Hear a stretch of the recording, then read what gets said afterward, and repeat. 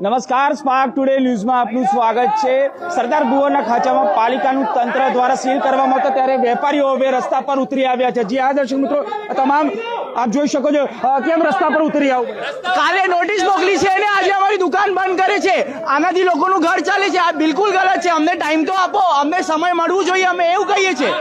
આંદોલન ક્યાં સુધી મળવું જોઈએ? આ આંદોલન જ્યાર સુધી અમારી દુકાનોનું સીલ નહીં ખુલે ત્યાર સુધી અમારું આંદોલન ચાલશે ને ચાલશે। બિલકુલ આ લોકોના ઘર આ લોકો પર ચાલે છે। જે પ્રકારે આપ જોઈ શકો છો, શું કહેશો, કેટલું દુઃખ થાય છે કારણ કે આ પ્રકારની કાર્યવાહી એકદમ જ સીલ આ રિયલીમાં બહુ ખોટું છે। આ રીતે નહીં થવું જોઈએ ને આ ધંધા વેપારીઓને બહુ નુકસાન થાય છે। આ રીતે કોઈ કરવાનું કઈ મિનિંગ નથી। આ કઈ રીતનું ચાલે છે એ જ કોઈ સમજણમાં નથી આવતું। બિલકુલ વેપારીઓ હવે મૂંઝવણમાં છે કારણ કે જે પ્રકારે આપ જોઈ શકો છો તમામ લોકોમાં રોષ જોવા મળી રહ્યો છે અને આજે વેપારીઓ રસ્તા પર ઉતરી આવ્યા છે કારણ કે જે પાલિકા તંત્ર દ્વારા તેઓને ખાસ આજે વેપારીઓ જે તમામ લોકોની દુકાન છે દુકાન સીલ કરવામાં આવી છે તેને લઈને આજે તેઓ અહીંયા રસ્તા પર ઉતરી આવ્યા છે। ફાયર સેફટી તેઓ લગાવવા માટે તૈયાર છે પરંતુ પાલિકા તેઓને સમય નથી આપી રહી, એટલે આ તમામ લોકોનો આજે વિરોધ છે ને આજે તેઓ રસ્તા પર આપ જોઈ શકો છો તમામ લોકો અહીંયા રસ્તા પર ઉતરી આવ્યા છે। હવે તેઓની માંગ છે ટાઉન પ્લાનિંગ દ્વારા આજે અચાનક જ આ તમામ જે દુકાનો સીલ કરવામાં આવી હતી જે પ્રકારે અચાનક જ સીલ મારવાનું કેટલી યોગ્ય કેવી રીતે? મારી વાત સાંભળો, તમે સીલ મારો છો કેવી રીતે? તમે અમને જાણ કરી છે? તમે અમને પરમિશન આપી કેવી રીતે? જ્યારે અમે લોકોએ દુકાન ખોલી ત્યારે અમે બધી પ્રકારના ટેક્સ ભરીએ છીએ, એ વખતે તમે અમને જાણ કરી હતી? એક વખત પણ તમે સમન્સ આપ્યું હતું? એક વખત પણ તમે અમને ચેતવણી આપી હતી? એક વખત પણ તમે અમને લિખિતમાં નોટિસ આપ્યું છે? Online, offline, hard copy, soft copy અમે શું આપી છે કે ઓચિંતો તમને રાતોરાત ખબર પડી કે અહીંયા ફાયર સેફટી નથી, અહીંયા પાર્કિંગ નથી? તમે કોઈ પણ તંત્રે આજ સુધી આવ્યો છે અપીલ કરવા, રિક્વેસ્ટ કરવા, જાણ કરવા? ઓચિંતો હવે રસ્તા પર ઉતરી આવ્યા છે। ક્યાં સુધી આ વિરોધ? જ્યાં સુધી મારી વાત સાંભળો, અમે રસ્તા ઉપર નથી આવ્યા। રસ્તા ઉપર અમને જે છે ને તંત્રે બેસાડ્યું છે। આજે ધંધા બંધ કરીને અમને તમે ક્યાં જઈશું? હવે અમે જઈશું ક્યાં? ખાઈશું કેવી રીતે? અને અમારી પાછળ બીજા 500,000 ઘરો છે બીજા સાહેબ। અમે એકલા નથી।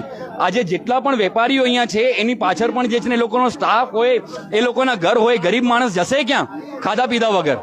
બિલકુલ લોકો આ વેપારીઓનો રોષ છે અને વેપારીઓનો રોષ એટલા માટે છે કે પાલિકાનું તંત્ર જો અમને પહેલાથી નોટિસ આપી હોત તો અમે ફાયરના સાધનો વસાવવા માટે તૈયાર હતા, પરંતુ હવે આ વેપારીઓ અહીંયા રસ્તા પર ઉતરી આવ્યા છે અને તમામ લોકોમાં આ જે પ્રકારે રોષ જોવા આપ જોઈ શકો છો। જે તમામ વેપારીઓ એટલે એકલા વેપારીઓ નથી, ત્યાં કામ કરતા તેઓનો પણ પરિવાર આમની પર નભે છે। એટલે ચોક્કસથી જે ફાયર વિભાગની કામગીરી છે તો કામગીરી સારી છે, પરંતુ તેઓને સમય આપવો જોઈએ, ત્યારબાદ જ આ પ્રકારની કાર્યવાહી કરવામાં આવે। પરંતુ આ હવે વેપારીઓ પણ લડી લેવાના મૂડમાં છે કારણ કે તેઓ દ્વારા આ અચાનક જ સીલ મારવાની જે કામગીરી છે સરદાર ભુવનના ખાંચામાં આ તમામ દુકાનો એકમો આવેલા છે। આપ જોઈ શકો છો મોટી મોટી દુકાનો આવેલી છે, 100 કરતાં વધુ દુકાનો અહીંયા આવેલી છે। તેઓ દ્વારા અચાનક આ સીલ મારવાની કાર્યવાહીથી હવે વેપારીઓમાં જે રોષ છે એ રોષ જોવા મળી રહ્યો છે કારણ કે સરદાર ભુવનના ખાંચામાં પણ અગાઉ એક પાર્કિંગના બાબતે એક હત્યાનો પણ બનાવ બન્યો હતો। એ પાર્કિંગની જગ્યાને લઈને જ હવે સાથે રાજકોટમાં જે અગ્નિકાંડ થયો હતો ગેમ ઝોનની અંદર, તેને લઈને હવે ફાયર વિભાગ અને તમામ લોકો, પાલિકાનું તંત્ર, ટાઉન પ્લાનિંગનું તંત્ર કામે લાગ્યું છે અને આ પ્રકારે આ સીલ મારવાની કામગીરી કરી રહી છે। અચાનક આ રીતે સીલ માર્યું છે ત્યારે હવે વેપારીઓ રસ્તા પર ઉતરી આવ્યા છે। ત્યારે હવે વેપારીઓની જે માંગ છે કે આ પ્રકારે કાર્યવાહી કેમ કરી? અમને થોડો સમય આપો, અમે આ ફાયરના સાધનો અમે વસાવવા તૈયાર છે। પરંતુ આજે જ્યારે ટાઉન પ્લાનિંગ પાલિકાનો જે વિભાગ છે અચાનક અહીંયા આવતા અને સીલ મારતા આ વેપારીઓ આજે રસ્તા પર ઉતરી આવ્યા છે, ત્યારે હવે જોવાનું રહ્યું કે હવે આ જે વેપારીઓ છે એ વેપારીઓને ખરેખર આમ જોવા જઈએ તો ન્યાય ક્યારે મળે છે, કારણ કે ફાયર સેફટીના સાધનો કદાચ કોઈ મોટી હોનારત થાય તો તેમાં પણ જવાબદાર કોણ?